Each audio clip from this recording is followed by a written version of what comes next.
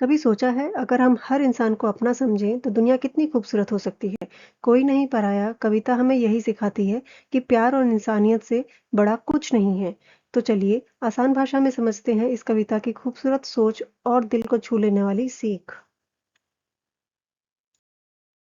कोई नहीं पराया, मेरा घर सारा संसार है। कवि कहना चाहते हैं कि मेरे लिए कोई भी इंसान स्ट्रेंजर या पराया नहीं है। पूरी दुनिया ही मेरा घर है। यहाँ कवि सिर्फ यह नहीं कह रहे कि हमें सबके साथ अच्छा बिहेव करना चाहिए। वह अपनेपन का सर्कल इतना बड़ा कर देते हैं कि उनके लिए फैमिली सिर्फ अपने परिवार या अपना देश तक लिमिटेड नहीं है। चाहे कोई भी कंट्री हो, कोई भी रिलीजन हो या कोई भी बैकग्राउंड है, वह सब उनके उसी अपनेपन के ही सर्कल में आते हैं। मैं ना बंधा हूँ देश काल की जंग जंजीर में। अब यहाँ पे कवि कहना चाहते हैं और वो खुद को किसी कंट्री या प्लेस या टाइम की बाउंड्रीज में बाउंड नहीं मानते। यहाँ जंग लगी जंजीर का अर्थ है पुराना या फिर बेकार बंधन। कवि कहना चाहते हैं कि वह यह नहीं मानते कि इंसान को केवल अपने देश समय या जगह तक ही लिमिट में रहना चाहिए। उसके लिए हर इंसान अपना है और पूरी दुनिया उसका अपना घर है। मैं ना खड़ा हूँ जाति-पाति की ऊँची-नीची भीड़ में। कवि कास्ट के आधार पर लोगों का जो ऊँचा-नीचा लोग मानते हैं, उसके बारे में बात कर रहे हैं। सोसाइटी में बने कास्ट और सोशल स्टेटस के डिफरेंस को रिजेक्ट कर रहे हैं। उनके लिए किसी इंसान की वैल्यू उसके कास्ट या फैमिली या बैकग्राउंड या स्टेटस से डिसाइड नहीं होती है। मेरा धर्म ना कुछ शाही शब्दों का सिर्फ गुलाम है। कवि कहते हैं कि मेरा रिलीजन सिर्फ किताबों में लिखे वर्ड्स को ब्लाइंडली फॉलो करना नहीं है। यहाँ कवि धर्म के खिलाफ नहीं है। वह धर्म की सिर्फ दिखने वाली या लिखी हुई बातों तक लिमिटेड रहने की सोच पर सवाल उठा रहे हैं। उनके लिए धर्म का रियल मीनिंग है लव, ह्यूमैनिटी, काइंडनेस और सही काम करना। मैं बस कहता हूँ कि प्यार है तो घट घट में राम है।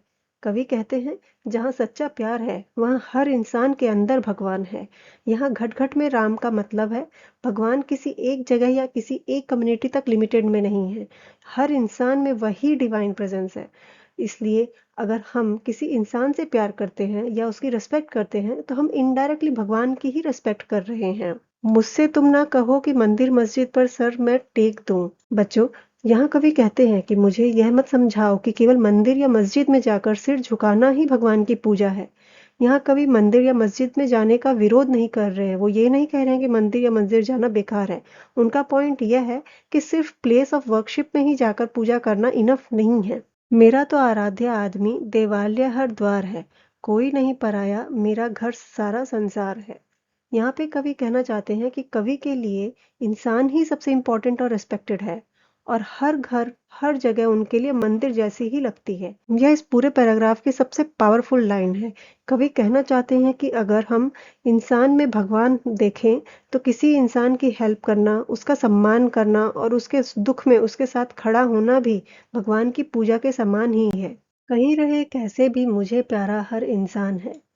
इंसान चाहे कहीं भी रहता हो और उसकी लाइफस्टाइल या बैकग्राउंड कैसा भी हो, कवि को वह प्यारा है क्योंकि वह इंसान है। कवि के लिए किसी भी इंसान की वैल्यू उसकी कंट्री, रिलीजन, कास्ट या लैंग्वेज या स्टेटस से डिसाइड नहीं होती है। सबसे पहले वह ह्यूमन बीइंग है और यही उसकी सबसे बड़ी पहचान है। मुझको अपनी मानवता पर बहुत बहुत अभिमान है। कवि को अपनी ह्यूमन और ह्यूमैनिटी में विश्वास रखने पर बहुत प्राइड है। यहाँ अभिमान का मतलब घमंड नहीं है। कवि कहना चाहते हैं कि उन्हें इस बात पर बहुत खुशी है या प्राइड है कि वह इंसानों के बीच प्यार, इक्वलिटी और ह्यूमैनिटी को सबसे ज़्यादा इम्पोर्टेंस देते हैं। अरे नहीं देवत्व, मुझे तो भाता मनुजत्व ही। कवि कहते हैं कि मुझे गॉड जैसा बनने की इच्छा नहीं है। मुझे इंसान होना और ह्यूमैनिटी ही पसंद है। यहाँ कवि देवत्व और मनुजत्व की कंपैरिजन कर रहे हैं। उनका कहना है कि उन्हें किसी सुपरनैचुरल पावर या डिवाइन स्टेटस से ज़्यादा एक अच्छा इंसान बनना सबसे ज़्यादा इम्पोर्टेंट लगता है। और छोड़कर प्यार नहीं स्वीकार सकल अमरत्व भी। कवि कहते हैं कि अगर अमर होने के लिए मुझे प्यार छोड़ना पड़े तो मैं ऐसी अमरता भी एक्सेप्ट नहीं करूंगा। बच्चों, यहाँ पे कवि बहुत ही डीप बातें हमें बताना चाहते हैं। कवि के लिए प्यार इतना मूल्यवान है कि हमेशा जिंदा रहने का मौका भी उसके सामने छोटा है। यानी अगर किसी चीज को पाने के लिए हमें प्यार, रिलेशनशिप या ह्यूमैनिटी छोड़नी पड़े तो वो अचीवमेंट किसी काम की नहीं है। मुझे सुनाओ तुम न स्वर्ग सुख की सुकुमार कहानियां।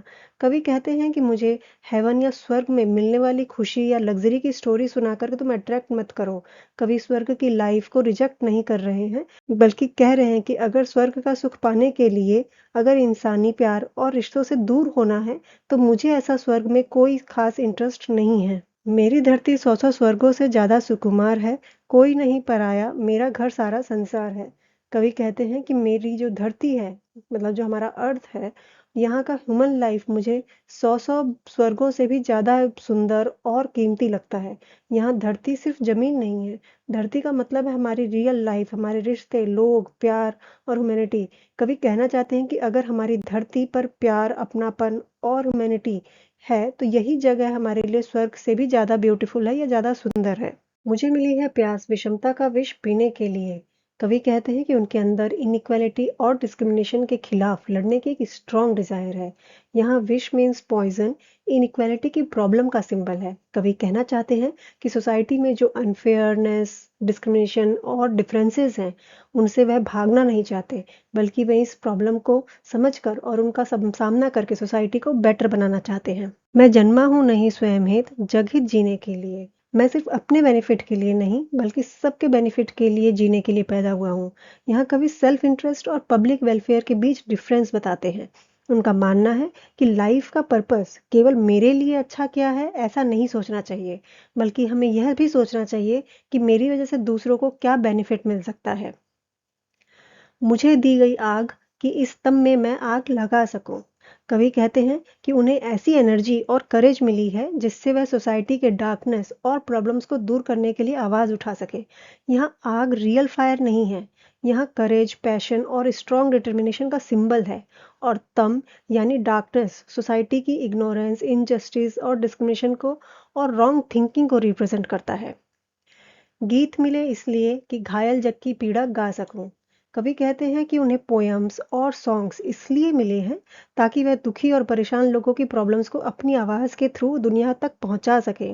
यहाँ घायल जग का मतलब एक ऐसी सोसाइटी है जो प्रॉब्लम्स, इनजस्टिस और सफरिंग से परेशान है। कवि अपनी पोइट्री को सिर्फ एंटरटेनमेंट के लिए यूज नहीं करना चाहते। वह चाहते हैं कि उनकी पोइट्री उन लोगों की वॉइस बने, उन लोगों की आवाज बने जिनकी आवाज कोई नहीं सुनता है। मेरे दर्दीले गीतों को मत पहनाओ हथकड़ी। मेरे पेनफुल और इमोशनल पोयम्स को रोकने या दबाने की कोशिश मत करो। यहाँ हथकड़ी सेंसरशिप और रिस्ट्रिक्शन का सिंबल है। कवि चाहते हैं कि उन्हें सोसाइटी की प्रॉब्लम्स और इनजस्टिस और लोगों के सफरिंग के बारे में ओपनली बोलने दिया जाए। यानी अगर सोसाइटी में कोई गलत चीज है, तो उसे देखकर चुप नहीं रहना चाहिए। मेरा दर्द नहीं मेरा सबका हाहाकार है। कोई नहीं पराया, मेरा घर सारा संसार है। कवि कहते हैं कि जो पेन मैं महसूस करता हूँ, वह सिर्फ मेरा पर्सनल पेन नहीं है। यह उन सभी लोगों का पेन है जो सफरिंग से गुजर रहे हैं। यह लाइन कवि की उस पार्ट को दिखाती है जो दूसरों की फीलिंग्स को समझते हैं। वह दूसरों के दुख को देखकर उसे अपना दुख महसूस करते हैं। मैं सिखलाता हूँ जियो और जीने दो संसार को। कवि कहते हैं कि खुद भी खुशी से जियो और दूसरों को भी खुशी से जीने दो। हमें सिर्फ ये अपने लिए जीना इनफ नहीं होना चाहिए। हमारी अपनी चॉइसेस और एक्शन से दूसरे की फ्रीडम और खुशियों को नुकसान नहीं पहुंचना चाहिए। जितना ज़्यादा बांट सको, तुम बांटो अपने प्यार को। जितना ज़्यादा हो सके लोगों के साथ अब प्यार से रहो, उनकी केयर करो। यहाँ प्यार सिर्फ फैमिली या फ्रेंड्स वाला प्यार नहीं है, इसमें काइंडनेस, रिस्पेक्ट या केयर, कंपैशन सब शामिल होता है। हंसो इस तरह हंसे तुम्हारे साथ दलित या धूल भी। ऐसे खुश रहो कि तुम्हारी खुशी को देखकर वह इंसान भी खुश हो जाए जो समाज में दबा या इग्नोर है। यहाँ दलित धूल उस व्यक्ति का सिंबल है जिसे सोसाइटी ने कमजोर, छोटा या अनइम्पोर्टेंट समझकर पीछे कर दिया है। कवि कहते हैं कि हमारी खुशियाँ ऐसी नहीं होनी चाहिए जो दूसरों को पीछे छोड़ दे। हमारी खुशियों में कमजोर और जरूरतमंद लोगों की भी जगह होनी चाहिए। चलो इस तरह कुचल न जाए पग से कोई शूल भी। बच्चों, यहाँ कुचल ना जाए पग से का मतलब है हमें अननोइंगली भी किसी को चोट नहीं पहुंचाना चाहिए, उसके जीवन में किसी तरह की कोई प्रॉब्लम क्रिएट नहीं करनी चाहिए। और शूल यानी कांटा केवल असली कांटे के लिए नहीं कहा गया है। यह दुख, परेशानी, इंसल्ट या पेन का सिंबल है। कवि कहते हैं कि हमें इस तरह चलना और बिहेव करना चाहिए कि हमारे कारण किसी दूसरे व्यक्ति को दुख या नुकसान न पहुंचे। सुख न तुम्हारा सुख केवल जग का भी उसमें भाग है। तुम्हारी खुशियाँ सिर्फ तुम्हारी नहीं होनी चाहिए, उसमें दूसरों की खुशियों का भी हिस्सा होना चाहिए। ये बहुत इंपॉर्टेंट लाइन है। कभी सेल्फ सेंटर्ड हैप्पीनेस को सही नहीं मानते। अगर हम सक्सेसफुल हैं, तो सिर्फ खुद इंजॉय करने की बजाय अपनी सक्सेस का कुछ हिस्सा फैमिली, सोसाइटी और ज़रूरतमंद लोगों के साथ भी शेयर करना चाहिए। फूल डाल के पीछे पहले उपवन का श्रृंगार है। कोई नहीं पराया, मेरा घर सारा संसार है। एक अकेला फूल सुंदर हो सकता है, लेकिन पूरा गार्डन सुंदर हो तो उसकी सुंदरता और भी ज़्यादा सुंदर लगती है। यहाँ फूल इंडिविजुअल पर्सन का सिंबल है और उपवन सोसाइटी और वर्ल्ड का। कवि कहना चाहते हैं कि हम अपनी पर्सनल सक्सेस को सबसे पहले ना देखें, पहले यह सोचें कि हमारी सोसाइटी और हमारे आसपास के लोग भी कैसे बेटर हो सकते हैं। तो दोस्तों, इस कविता की सबसे खूबसूरत सीख यही है कि दुनिया में कोई पराया नहीं है। अगर हम एक दूसरे को समझें, प्यार दें और बिना किसी भेदभाव के साथ चलें, तो यही दुनिया हमारे लिए एक खूबसूरत घर बन सकती है। इसी खूबसूरत सोच के साथ आज की वीडियो यहीं समाप्त करते हैं। मिलते हैं अगली वीडियो में एक नई कविता और एक नई सीख के साथ। और हाँ, कमेंट में ज़रूर बताइए कि आप अगले वीडियो में कौन सी कविता और चैप्टर को आसान भाषा में समझना चाहते हैं।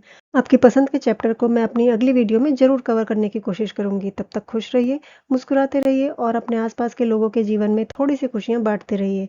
तब तक के लिए धन्यवाद।